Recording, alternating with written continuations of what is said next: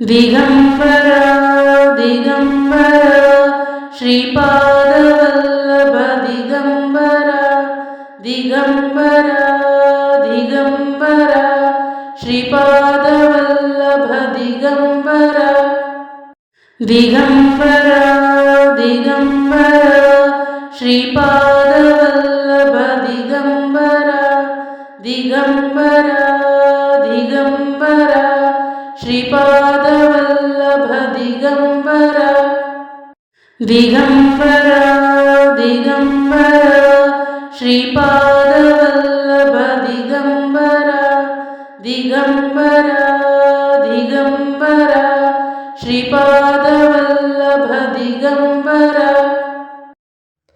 ಜೀವನದ ಸಕಲ ದುಃಖಗಳ ನಿವಾರಣೆಗಾಗಿ ಶ್ರೀ ಗುರು ದೇವದತ್ತ ಮಂತ್ರವನ್ನು ಜಪಿಸಿ ಶಾಂತಿ, ನೆಮ್ಮದಿ, ಸಂಪತ್ತು ಮತ್ತು ಅಂತಿಮವಾಗಿ ಮೋಕ್ಷ ಪ್ರಾಪ್ತಿಯಾಗುತ್ತದೆ. ಬ್ರಹ್ಮ, ವಿಷ್ಣು, ಮಹೇಶ್ವರರ ಅಂಶವನ್ನು ಹೊತ್ತ ಶ್ರೀ ದತ್ತಾತ್ರೇಯ ಸ್ವಾಮಿ ಅವತಾರವೆತ್ತಿದರು. ಮಹರ್ಷಿ ಮತ್ತು ಸತಿಯ ಅನಸೂಯ ದಂಪತಿಯ ಪುತ್ರನಾಗಿ ಜನಿಸಿದ ತ್ರಿಶಕ್ತಿ ಸ್ವರೂಪವನ್ನು ಆರಾಧಿಸುವುದರಿಂದ ತ್ರಿಮೂರ್ತಿಗಳ ಅನುಗ್ರಹ ಒಂದೇ ದಿನದಲ್ಲಿ ಲಭಿಸುತ್ತದೆ. ವಿಶೇಷವಾಗಿ ಸೂರ್ಯೋದಯಕ್ಕೂ ಮುನ್ನ ಬ್ರಹ್ಮ ಮುಹೂರ್ತದಲ್ಲಿ ಬೆಳಗ್ಗೆ 5:14 6:06 ದತ್ತಾತ್ರೇಯವನ್ನು ಆರಾಧಿಸುವುದು ತುಂಬ ಶ್ರೇಷ್ಠ. ಪೂರ್ವಜರ ಕರ್ಮ ದೋಷ ಮತ್ತು ಪಿತೃದೋಷದಿಂದ ಬಳಲುತ್ತಿರುವವರು ದತ್ತಾತ್ರೇಯರ ನಾಮ ಜಪ ಮತ್ತು ದತ್ತಾತ್ರೇಯ ಪೂಜೆ ಮಾಡುವುದರಿಂದ ಪೂರ್ವಜರಿಗೆ ಸದ್ಗತಿ ದೊರೆತು ಅವರ ಶಾಪದಿಂದ ಮುಕ್ತಿ ಪಡೆಯಬಹುದು. ಶನಿ, ರಾಹು, ಕೇತು ಮತ್ತು ಕಾಲಸರ್ಪ ದೋಷಗಳ ನಿವಾರಣೆಗೂ ಈ ದಿನ ಮಹತ್ವದ್ದಾಗಿದೆ.